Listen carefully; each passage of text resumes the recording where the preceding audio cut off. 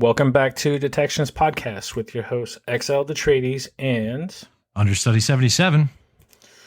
So this has been an interesting week so far. You had some pretty cool things happen. Why don't you let us know about them? Got an interesting week is an understatement. It has been a great week, but a very, very long one so far. And guess what? It's not over yet. Well, actually, that's not true.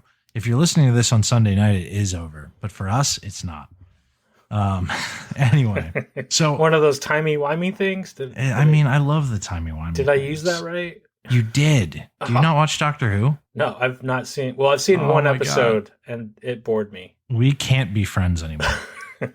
We can still do this podcast, but we can't be friends anymore until you go watch Doctor Who. Well, no promises. You should. It's so good, man. So good. People of the podcastiverse, please tweet at Exiled and be like, Doctor Who's so good. Go watch it. Maybe he'll listen if all of you tell him, because he doesn't listen to me.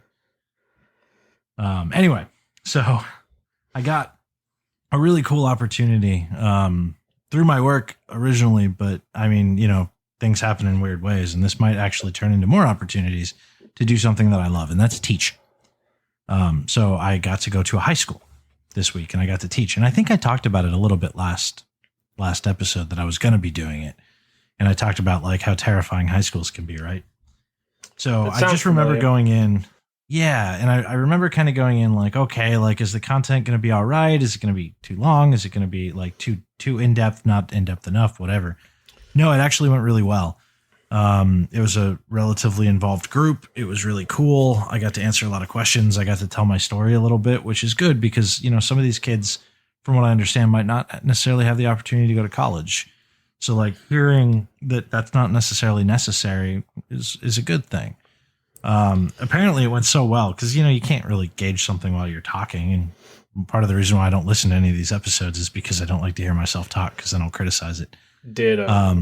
Is that, like afterward, the teacher was like, "Oh, I'm going to send your name up. Like, I'd love, I would really think it would be amazing if you could go do this at other schools in the county and just, continue to have this chat and talk to students about some of your experiences and teach them a little bit of the intro to malware analysis stuff." I'm like, yeah, that sounds awesome. So like, I will totally do that. So I might be doing that a lot more this year, which would be super cool because I love to teach. I really, really love to teach. And engaged high school students are fantastic to work with. They are. They're very interested. Middle school students were a lot of fun too. But I mean, every time there's always the question, right? So middle school, it was, how can I destroy a hard drive so that nobody can ever see what's on it? And I'm like, I don't know that I want to answer that question. The high school one is it true that my school can break the encryption on my encrypted chat and see my messages? I'm like, well, not really, especially if you're not on their Wi-Fi. They're like, oh, okay. No reason. I'm just curious. Asking for a friend. Yeah, asking for a friend. I don't want to know, but I'll answer your question, but it doesn't mean I want to know. The other one, and I want to take a moment to just say thank you to a whole bunch of people in a very unrecognized group of people that exist in the InfoSec community. Those who do CFP review or call for paper review for conferences. That shit is hard work.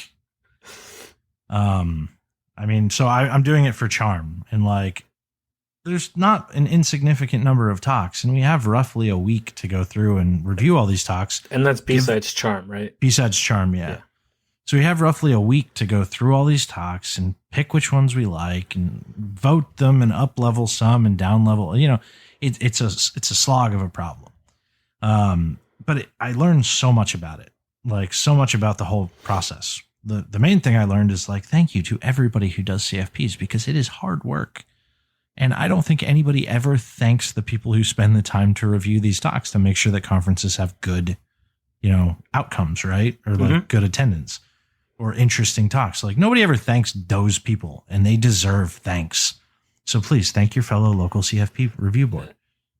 And I think that pretty much goes true for anyone that runs or sets up a con, right? Like 100%. Yeah.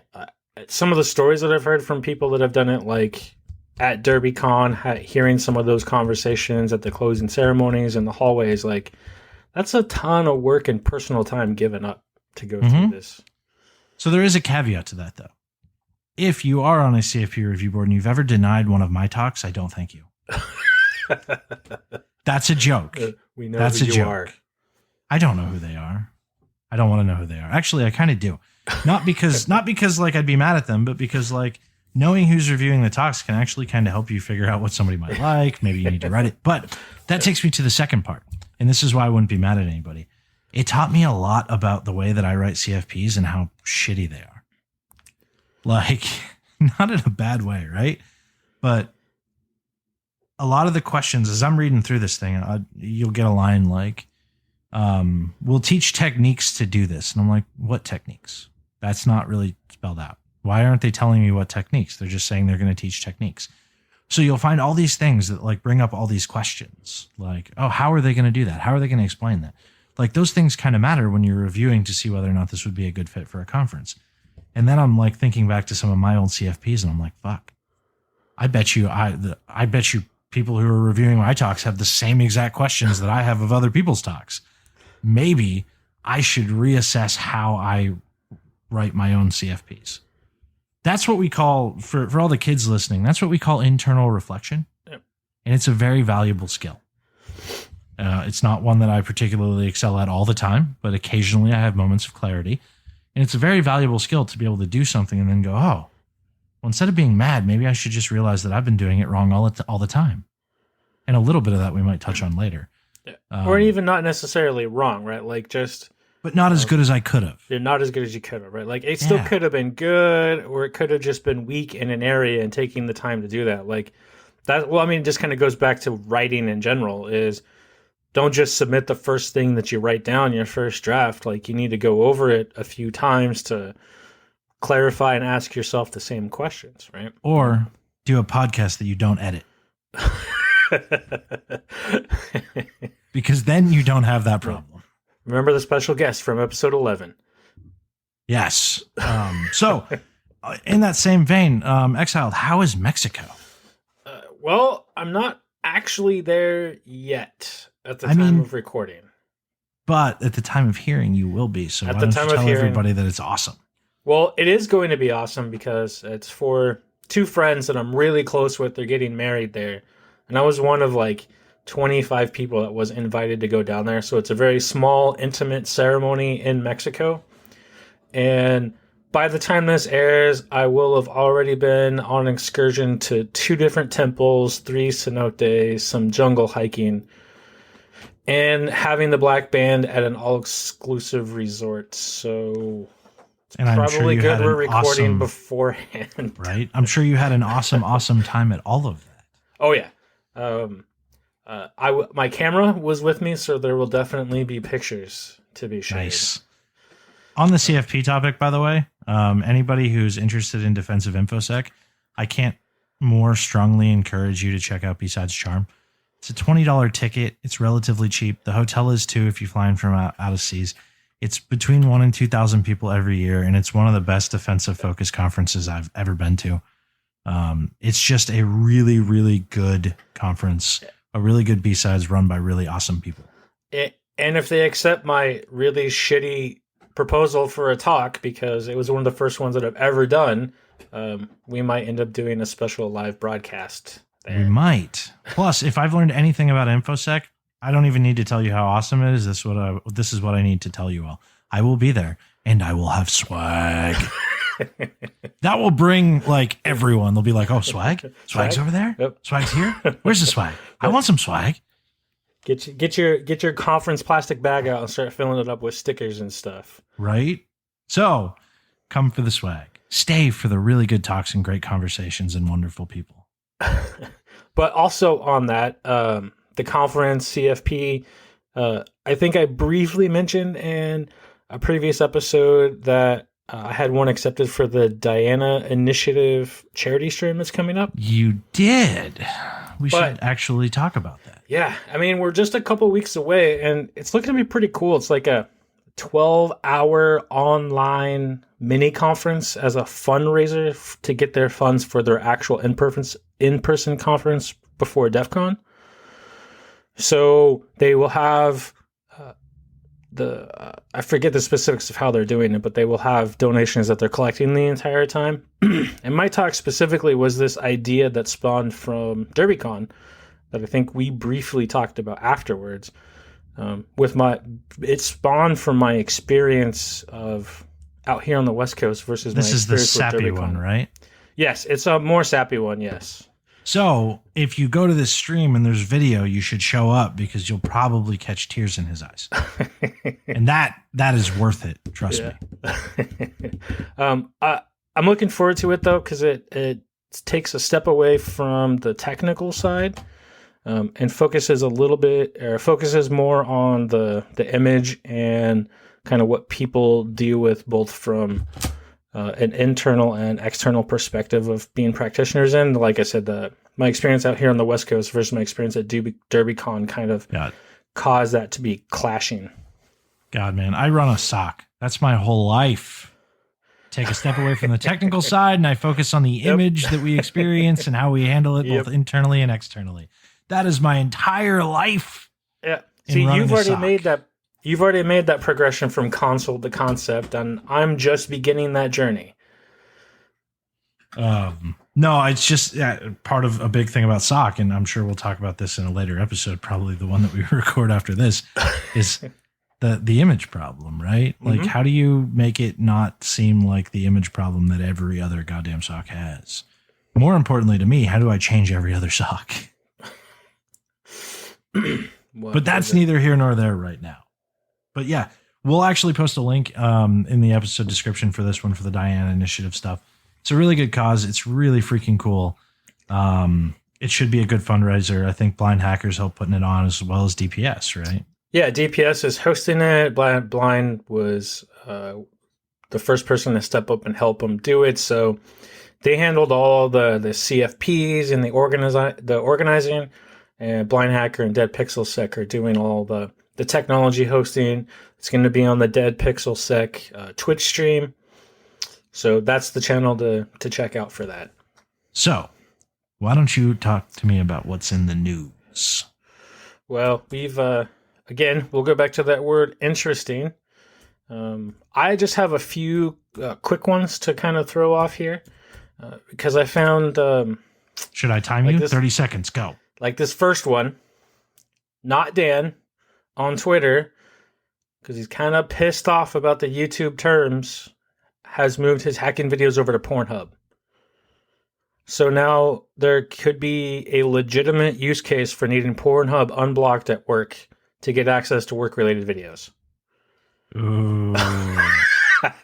Ooh, I didn't think about that one. Man, so I know somebody who works at Pornhub, and like legit, I kind of want to work there. Like they have got to have the most interesting problems and the most interesting threat model. Like I really kind of want to, like I love what I do. I really do. And if anybody from Pornhub's listening, I'm not looking for a job, but God, do they have to have a really cool set of problems there, right? Well, I mean, and it's Canadian, so there's probably full of really nice people too. Nice Canadian hackers. Hey, we just wanted to let you know that we hacked you. Don't worry, we'll give back all your data. It's not a big deal. But no, like that's, I don't know. But like seriously, like they have got to have such cool problems. I love solving weird and cool problems. It's not even about the porn. It's about the weird and cool problems. It's the work. It's the work, right? Like it'd be unique puzzles in unique circumstances that you wouldn't see anywhere else. Literally anywhere else. Yeah. Well, I mean, like other porn companies, but nobody's as big. Yeah. So like they have the size problem that like I deal with every day and what I do, but then they also have the like porn problem and an image problem and all this other crap. Yeah. And then all the financial stuff that comes with that. And all the personal information that they probably have to have on registered users. Like we talked about that porn site hack a little while back and how much information you have to have just to like that was called do Pussy. any of the stream. Yeah. Pussy Cash. Cash. Yep. Just to have any of the stuff to like do that. Like you are holding very, very sensitive data of a very, very targeted set of the population. And like God, that's a unique challenge and an interesting thing to try to protect, and a really important one. I mean, and now you can go there for education on two fronts. Yeah, you can go there and watch hacking videos. So a couple other ones that I had, the Red Canary, makers of Atomic Red Team, released a cool little addition that they call Chain Reactor, where it's basically the Atomic Red Team modules, but available for Linux systems as single compiled ELF files. So instead of having to run Atomic Red Team as like a scanner to launch it, you literally just run an ELF file locally on a Linux system. With the benefit of that is you wouldn't necessarily need internet connection or network connectivity in order to test attacks against a Linux server. Nice. Keep it going. You have more than me. Sorry, almost coughed there and had to like not cough directly into the mic. And then the last quick one that I wanted to bring up was this article that I found about Discord, specifically Dark Horse Discord. But the cool thing about this was they did a comparison of business Slack versus Discord. And then the article talks about how video games have actually been leading the forefront of technology development when it comes in terms of communication and collaboration. Discord is pretty cool, other than like their, you have to basically donate us $300 a month to get good audio quality. That's the only downside. But it's not all on one person. Correct, but it's still an astronomical amount of money. When compared to business Slack? It hurts small servers a lot.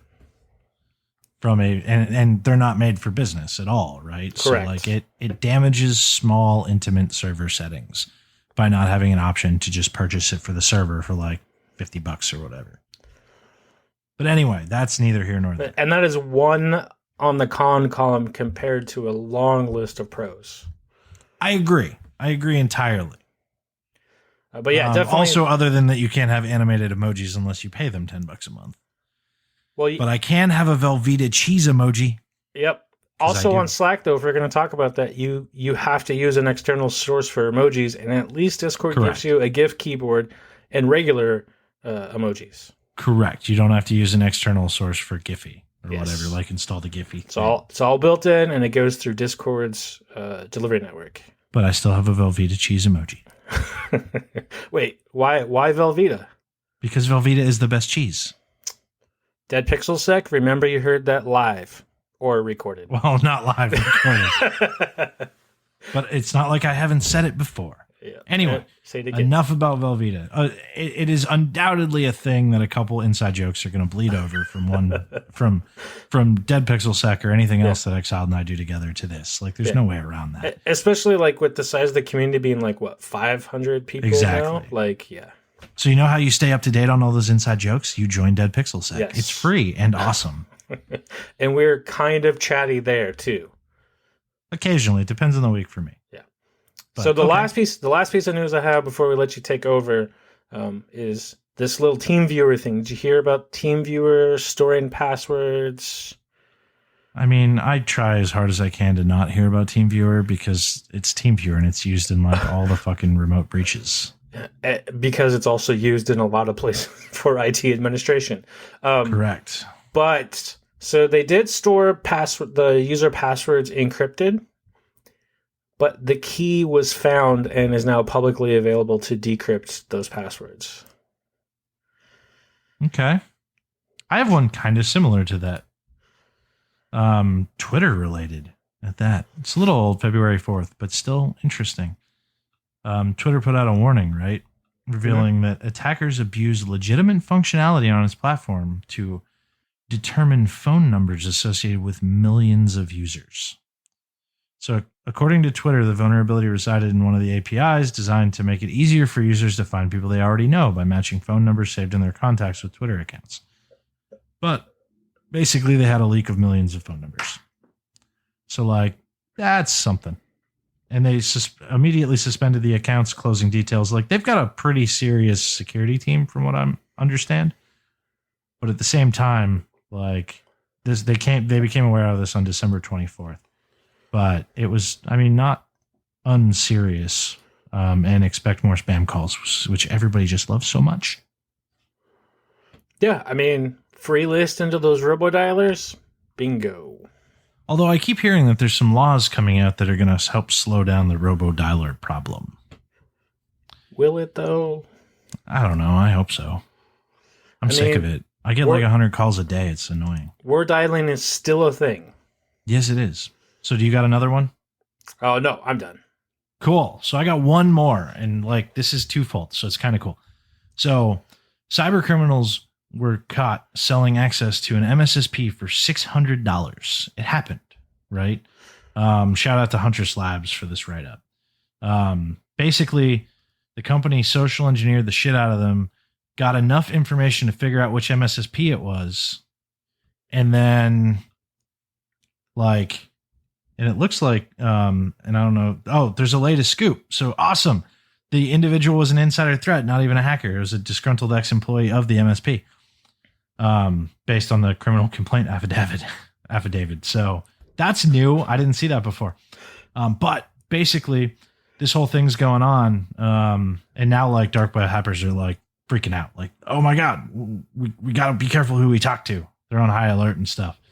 But like, this whole thing is really interesting because like the research company tracked them down, like initiate a fake sale, figured it out, and then help protect their partners. And this kind of goes hand in hand with this whole concept of like, you know, we talk about supply chain, we talk about MSSPs being a weak link. Like that's a big deal. But there's another part to it too. When they originally wrote this article, they considered the hacker Wozniak with an O, and they wrote it from a female perspective. I will read the editorial note. Huntress purposefully personified this hacker as a business-savvy woman of offensive security. The truth is, we don't know the identity or gender of the attacker. We personified this hacker as a woman for the sheer fact that there's not enough representation of women in cybersecurity, and that they are equally capable cyber criminals out there that are women, right? Sounds completely reasonable, doesn't it? Mm-hmm. Completely reasonable. People flip the fuck out, man. Like in a big way, like people freaked out about this. And I don't get it. I just don't. I mean, I just want to, anyone's freaking out, just get the whole like Terry Crews making his pecs bounce with the whole calm your tits. Right? And like, okay, so whatever. Sorry if that made noise because I just hit my microphone with my fucking headset. It wasn't that loud. Good. Not as loud as my fire alarm. Good. But so like and you know, we're just talking about the Diana Initiative charity stream. Like when stuff like this, when people freak out about stuff like this, like it's just so doesn't matter. And they freak out about it. And it's just awful. And it makes me feel for like every female that exists. And then like I hear stories from like my intern that's coming in this year who's a female, and like, man, we gotta knock it the fuck off. Like we really do. Like people are people, and like people are capable of this. It's not like this is a guy's game. It's a mental exercise. Literally anybody can do it. So there's, I mean, literally anybody can do anything if they really want to, but you know what I mean? Like, I just find the things that people freak out about to be insane. And I apologize for any female in this industry who's been demeaned on a regular basis for being female, because that sucks. Like really bad. And like, especially people flipping out over stupid shit like this. It's stupid. It's an article, and they can get some license in how they present people. That's part of the fun of being the writer. And guess what? There are super capable female hackers. It's been my experience that the females out there have generally been better than any of the males that I've worked with. Yeah. I don't know that I've seen a particular distinction, but I think I've met really, really impressive people on either side. And like, I genuinely support that and think it's awesome. And I don't want any barriers to like women coming into technology, because diversified people, diversified opinions, diversified locations, those are all so important for like moving forward in a better way. Anyway, I'm waiting for all the, you're just fucking white knights. posting on this one. Well, no, and that's why I said like it's been my experience. Like maybe it's just been the utility space out here on the West Coast, but generally speaking, I I've seen women and females outperform any of my male coworkers on a consistent basis. To quote one of my personal heroes, I can feel your anger. That's not true. It's not a personal hero, but I don't know. I've had Star Wars on the brain a little bit, I guess. So before we get into the last one here, I still haven't seen the most recent Star Wars movie. I'm going to spoil it so bad. I would never do that to you. It was good. It was the best of those three. But we don't need to get into that here. We can get into that after we hit stop recording. So should we topic? And like, this one's going to be a little disjointed, and I'm going to caveat this because it's my fault. So we had a topic planned, and then I made a tweet, and that tweet blew up, and it got a whole bunch of thoughts going on in my head. And I went to Exiled, and I said, hey, I want to change the topic. I want to talk about this instead. Because this to me, I don't know, it's on my mind right now because it literally like blew up in my face. Not necessarily in a bad way, but blew up in my face.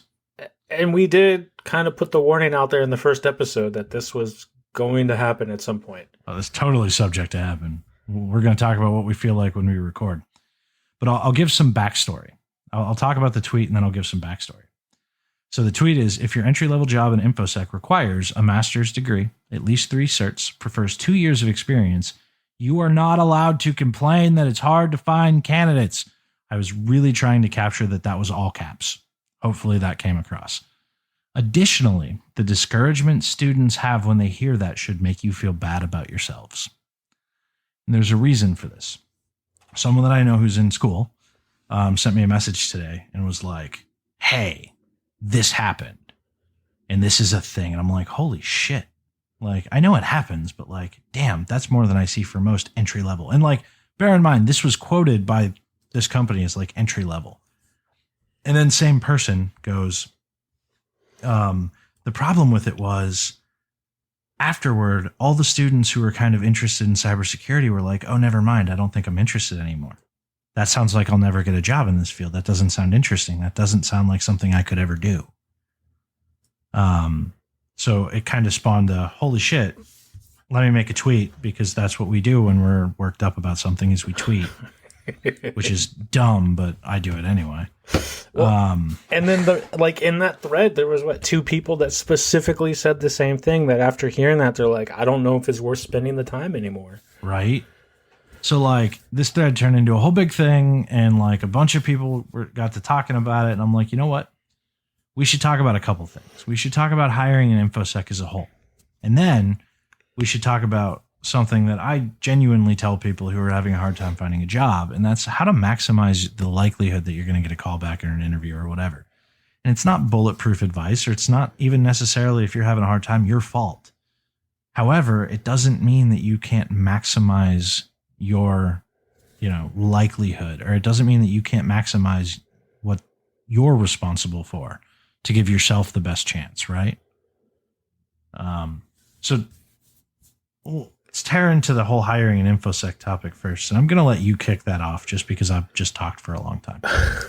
Well, and it's kind of relevant for me too, right? Like I've showed you some of the some back, and I've always off and on kind of looked to see where things were going, because I'm a person that when I get bored, I need to find some other way to engage myself, or I do dangerous things. Like, and I guess in some way that's part of why I like this industry so much. I have seen him try to ride a bobcat.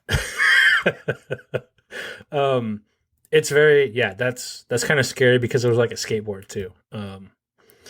It was a bobcat with wheels for feet.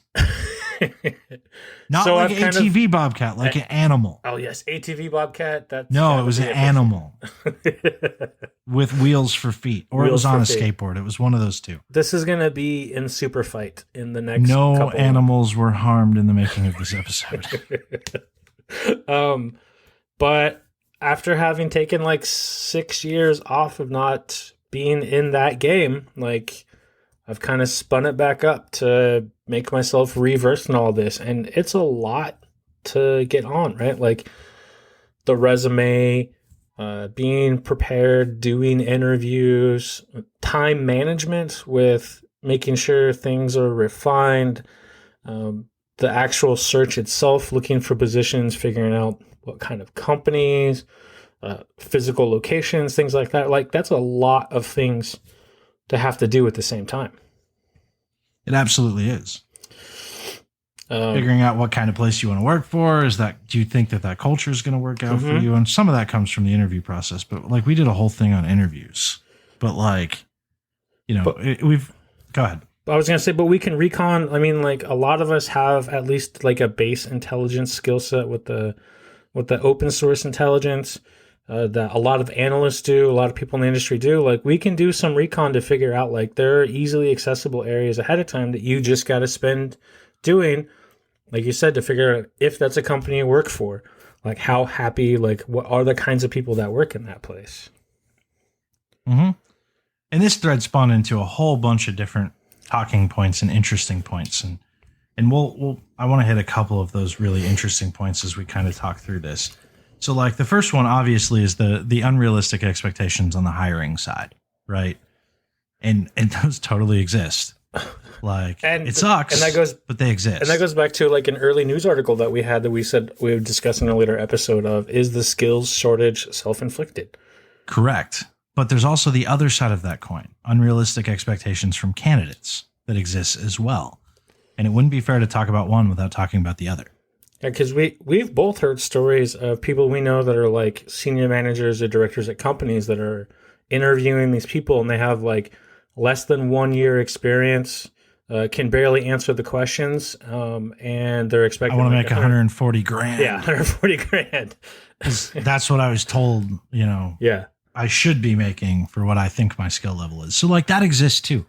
So like the first general piece of advice, and like we'll talk about the hiring side in a minute, but like we'll talk about the candidate side with that too. Like really understand what you know and really understand your worth and what you're applying for. Like that's really helpful and really important when you're looking for a job. Like really, really important. If you go in there with an astronomical number, like it's probably not going to work out good for you. But on the same side, if a hiring manager goes in there with an astronomical number, or with an astronomical expectations, it's not going to work out well for them either. In this talk, this company literally, and this is what I was told, they spent 20 minutes of the talk complaining about not being able to find qualified candidates. Well, no wonder why. You want a master's degree, 2 years of experience, and 3 certs for an entry-level job. If we think about it in Olympics high jumping, when you start the bar at the upper 10% of the potential, you're not going to get many people who are going to make it. Yep. There's another really good point that got brought up too, though. There's a big difference between entry level and junior. And that's something that doesn't actually get talked about a lot. And I wonder if occasionally we misclassify that concept. And this was brought up in conversation, right? Like, should an entry-level job is an entry-level job, but a junior job, like a security analyst, is not necessarily an entry-level job. A junior job is going to expect that you have the foundation of a computer background in some way, shape, or form to be able to then transition that foundation into this new role. Yeah, some kind of knowledge baseline like that. You're absolutely right. And I actually recently took some time with the company that I work for when they put me in charge of the training to do that as a very comprehensive breakdown of using the NICE framework from NIST on the knowledge, skills, and abilities. We spent like a month and a half between myself and 2 managers figuring out like what are the base knowledge and skills that you need in an analyst. And then then we look at it, I'm like, this is kind of a high bar. We understand it's needed, but this is not like an entry level position. Exactly. It's maybe a junior level position, but it's not necessarily an entry level position. And there are differences there. There are significant differences there that don't get talked about very often. And that becomes kind of important. And that doesn't necessarily mean that you have relevant experience. That means that you have a background of foundational knowledge necessary to pick up the concepts of that job. If you have to learn the core concepts, maybe you don't necessarily fit. So then we move on to the unrealistic expectations of hiring managers, and like, interesting concept. Like, where does that come from? Like, I've been a hiring manager for several years now, right? I don't know where that comes from because it's never worked for me, if that makes sense. Like, I've never found good candidates by having a stupidly high bar. I found like people who are already burnt out or people who may have had it on paper but weren't actually that good. Like, it hasn't worked out real well for me to do that. So I wonder why we as an industry still persist to do that. I don't know if my limited experience is an indicator of that, but I know one of the contracts that I was working on, we lost the dedicated analyst on that, and the job requisition description that was sent over from the recruiter literally was just a copy and paste of someone else's description. Well, it looked like it. It was very much similar to any other job posting out there that had like this minimum 5-year experience and 2 certifications. And I was like, no. Let me rewrite this. Like, first off, we're going to rip the years off of this because for this role, it doesn't matter what the years experience are if they have the right knowledge background. And we may have said this before. You can have 5 years, you can have 1 year of experience, or you can have 5 years, or you can have 1 year of experience for the last 5 years. You can have 5 years of experience as well. But like, I tend to be very specific. My job recs don't require any specific educational background in a formal sense. It doesn't require any specific number of certifications. And it doesn't require any specific number of years, because I don't think that's actually a good way to judge a person's capability by how many years they've been doing something. I mean, they could be coasting. Yeah, I was thinking about it like in this field and in the kind of work that's done in information security, we can't really relate it to some of the older, more traditional job roles like manual labor, manufacturing, things like that, right? Where you can infer someone, if they've been doing, construction and now they're a foreman for 15 years, you can infer a certain level of knowledge and understanding and skill from that just because of repetitive and consistent work over that time frame. But even then, your inference might be wrong. Yeah, it might be wrong, right? But it's a little bit more reasonable in a situation like that, right? Like the numbers play into your benefit at that side. It is. Also because like a foreman from one place to another is not going to be wildly different, where the definition of security analyst is so different depending on where you go. Yeah. That's exactly where I was going with that too. Like you could have someone who's been an analyst for 2 years, but because they were more passionate about digging in, they were able to get that consistent experience in a shorter time frame than someone who's been sitting in a chair for 5 years. I mean, I have guys that, we've brought in 6 months later and they're outperforming people who have been doing this stuff for 5-6 years. Like, not necessarily just where I am, but like I have some people who have really dug in and made it their own, and like they're putting in the work and they're excelling because of it. So that brings up a really interesting point, and that's like how to sell yourself if you don't have a lot of experience. Because that's something as when we talk about entry-level jobs or junior-level jobs or whatever. How do you sell yourself if you don't have a lot of experience? That is tough, especially like if the background is, being a barista at a coffee shop or doing 6-month contract work, sometimes on help desk, sometimes not. Just doing whatever you got to make your bills, meet your bills, make that whole paycheck to paycheck life while you get everything else figured out. But there are relevant things that you learn in those jobs, like you're saying, that you then use to sell yourself into this. I would also postulate that it's not as tough as what most people make it out to be. It's that our perception of what a resume should be is wrong. To us, we are taught, and we are still taught this in school, that resumes are all about relevant work experience. On a resume, you put your education and you put your work experience, and then you put any industry certifications or whatever, right? That's what we are taught goes on a resume. So what if you don't have any of that? But what if you have a relatively intensive lab setup? What if you go to a whole bunch of conferences, listen to a whole bunch of talks, take that stuff home and try all this different kind of stuff? What if, you went and watched my introduction to malware analysis and then started downloading samples and doing a bunch of analysis? Mm-hmm. A lot of times those are things that people don't put on their resume. Let me tell everybody who listens to this something. Those count as relevant experience. Just because you did not do it in a corporate setting does not mean that it's not relevant experience. Yeah, To me, it seems like that is just leftover from, I'm going to say, a time before, right? I would agree. I mean, it's the same kind of like a lot of people with the whole page count, right? A lot of people say 2 pages. Oh, God, never go over 2 pages. Well, so the reasoning is different now, right? So traditional, up until recently, the reasoning behind that was because of the cost of fax paper. Correct. The reason now is because I don't want to read it if it's longer. Yeah, exactly. So it's a different reason. It gets you the same goal, but some people don't understand that, and it's a tradition thing. They're just like, stick to this number of pages. Why? Well, that's just because of the way you do it. That's just the way we do it. There's an old newspaper term, right? And this is still true to this day. Have you ever heard the statement above the fold? Yes. Most important information should be above the fold because the human attention span sucks so bad that they will look at about half of one page and then decide if they want to continue. Resumes are no different. They will look at half of the first page and then decide if they want to continue. Mm-hmm. So like that first half the page better look damn good. That better be the thing that sells you. That's the most important thing. Maybe that's not your work experience. And not just... Maybe that's your lab setup. Sorry, go ahead. And not just graphically, I was going to say not just graphically in use of white space, but also, I cannot stress this enough, proper grammar and spelling. Oh God, yeah. That is a thing. Do that.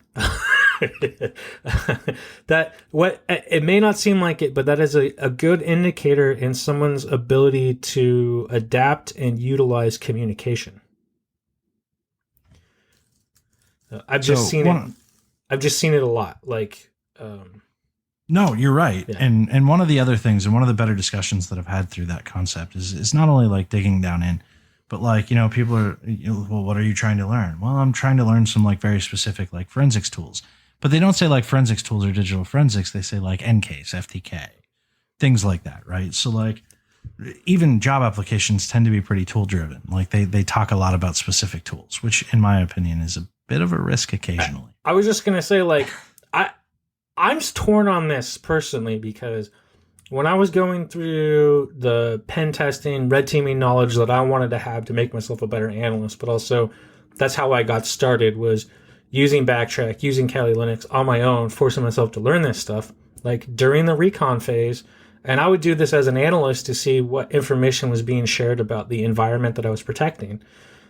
Was I would go look for people who were publicly sharing their resume or places where they post their resumes and see what tools they put on it. Oh, it totally happens. That's why my tools are in the bottom of my resume and never actually referenced in the main page where I talk through stuff. But the thing that I have to say, and like maybe this won't help you with a couple jobs. Maybe a couple people want very specific tool experience. If you're applying to be a Splunk admin, you better have fucking used Splunk. Yeah. But as a general career piece of advice, understanding the concepts behind the tools will help you infinitely more than understanding the tool. The tool is relatively easy to learn unless you're architecting that tool. Then it's a little bit different. But like understanding the concept that exists behind that tool. So like if you want to do digital forensics, autopsy is free. Volatility is free. And you can execute malware, and then you can take forensic images, and you can go through and you can dig through volume shadow copy, and you can look through all the different digital forensics things that you might want to look for. Yeah, then you can learn. Go ahead. I was going to say, and then that allows you to specifically talk about using tools to investigate volatile memory. Yep. But not even just using the tool. You can talk about the core concepts of what is important in memory forensics, and then link that back to your personal experiences, or not even memory, digital disk forensics, whatever.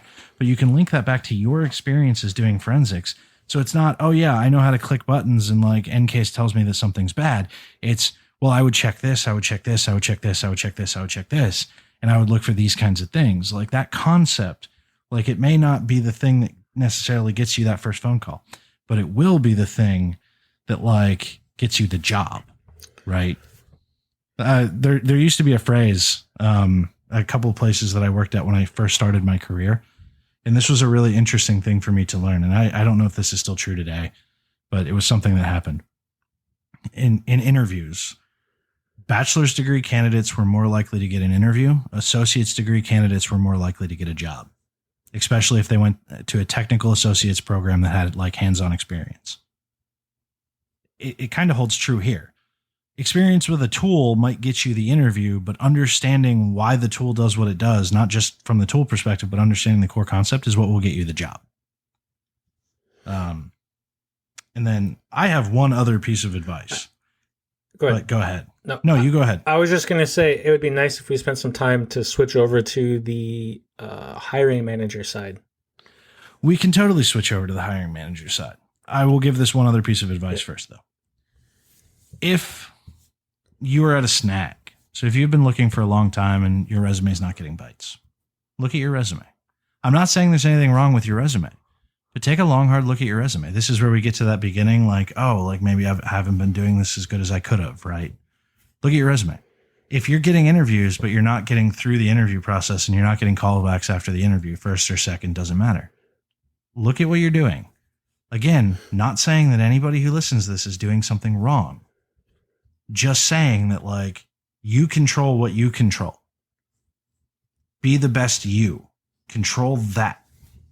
And make sure that you put forth everything that you can to get to where you need, especially if you've been looking for a while. Look for people who will do mock interviews or resume review. Join Dead Pixel Sec. Many of us will. I do it all the time. But go ahead. Let's talk about the hiring manager side. So I just think we should just give them a little bit of love here before we move on to detection, because we talked a lot about the candidate. And you did kind of start off with high expectations. And I know that there are managers that struggle with looking for people to fill their role, right? So do the same kind of thing as the hiring manager. Take a look at your what you're presenting to be out in the public to bring in the people. Like 100%. Take a look at your own recs. Yeah. Go through them difficultly. Take a look at how you interview. Go through that with a fine-tooth comb. Maybe change up the way you hire. Yeah, I was just going to say, like, honestly ask how much weight you put into the certifications that are listed on there as requirements and the years of experience, and what does that actually mean? Mm-hmm.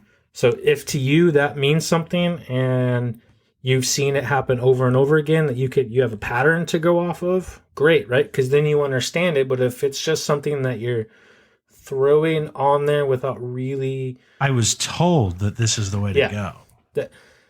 Spend the time to understand what it is. So to go back to the story with the contract I was on, where I helped the recruiter, gutted the description of the job, took the required certifications, took the years off, switched it to terms about knowledge around attacks, knowledge around detection methodology. We went through 3 interviews before he found someone to fill the role. Nice. So it was very much a whole recreation of presenting more of an expectation and expectancy of what we were looking for. So then the people who were hiring had a better idea of what it is they were getting into. Oh, yeah. And I mean, in general, like, this advice could be hard. Like, it is really hard to take a long, hard look at how you do things and, like, admit that maybe you're wrong. Yeah. I try to do it almost every day, and it's really hard.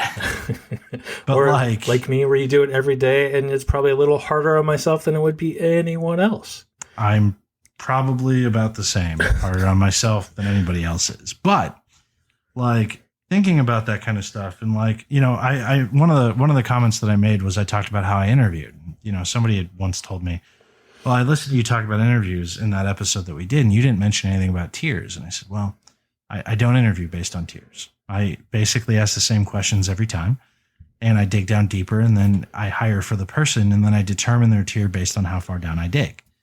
Like, that's how I hire. That works for me. That has worked exceptionally well for me. If you heard it somewhere and that's what makes you try it, well, maybe you hear it here and you try it, because it's worked exceptionally well for me. That conversational format not only, like, helps the hiring manager dig into really what the candidate knows, but it really works wonders at disarming that interview nervousness that both sides feel. Because if you're just talking with another human sitting at the same table you are, versus that anxiety that you feel from yes or no multiple choice correct answer tests from school, you're able to get more of the relevant information shared between the parties. Mm-hmm. And the thing is on both sides of this fence, like, I think we could all be better, right? All of us, me, you, everybody. We could all be better. We're still breathing. That means there's room for improvement. Exactly. And it's worth noting that. And it's worth both sides understanding realistic expectations. And if there's any managers, so like from the manager perspective, as a manager, like as somebody who hires, if any managers actually listen to this and want to have a conversation with me about how I hire, I am more than happy to have a conversation with you about how I hire, why I hire that way, and why I think it's super beneficial. And then if it's something that you think maybe could benefit your org, or maybe I could help kind of adjust your opinion of the importance of some of this stuff a little bit, I would consider that a win. So like, shall we roll into the detection? I think so. And this is another one of those ones where our detection is completely unrelated to our topic. But I mean, what are we going to do for a detection? Like on the topic, how to detect resumes? Well, there is the whole macro-enabled documents, and it is not uncommon to have someone try to slip a resume into a recruiter that has malware. Oh my God, I could tell a story about it. But I want to, but I'm not going to. We just don't have time for that. Let's throw this out and see what time we got left. Yeah. So what we're looking at is actual new domain registrations, right? So if we look at a lot of these campaigns, they use these throwaway domains that usually less than 2 weeks, but it's not uncommon to have less than 3-month-old registered domains. True. It's one of two things that you see a lot in certain campaigns. The other one is like compromised domains of shitty websites. Yeah. But we're not going to talk about those right now. We're going to talk about new domain registration. Yeah. And there's a lot of I've seen some tools that immediately becomes like a data enrichment that they throw into, mainly from proxy filtering tools, web filtering tools, where it'll have like a newly registered domain associated with it, which isn't necessarily a bad thing. It's just saying it's a newly registered domain, because it's not uncommon for advertisers and content delivery networks to use newly registered domains. Agreed. But there's also services and things that will pull down lists of newly registered domains for you, and then you can use those from an investigation perspective. But like any Intel-based investigation perspective, especially one like this, that like there's no necessary indication of evil, be very specific about how you employ it. That's where I think a lot of Intel goes wrong. It's not specific in how it's employed. So like maybe I just want to see brand new domains sent in email. That's kind of a much better signal. Correct. Right? Much more interesting. But even if you just did it like across the web proxy as like an umbrella deployment across your environment, it's usually less than 10%, sometimes less than 5% of all your traffic. So even then, it's not 10 to 5% of all your traffic could be huge depending on where you are. It could be, but then you probably also have a tool that lets you query against that in a much more efficient manner. Correct. That might be a hunt, not a detect. Yeah. But you might be safe to detect via email. So like there's a lot of ways that you can play with and manipulate that data to look in different places. Well, I think that brings us close to the end of our time here. It is. We'll see everybody back here in 5 minutes, or I mean next week. Next week. And let's hope that I am in a place where I'm not constantly having to run to the bathroom, because this is my first trip to Mexico. Oh, no, you're definitely going to be in that. All right. All right. Thanks for joining us. Take care. Go forth and find badness.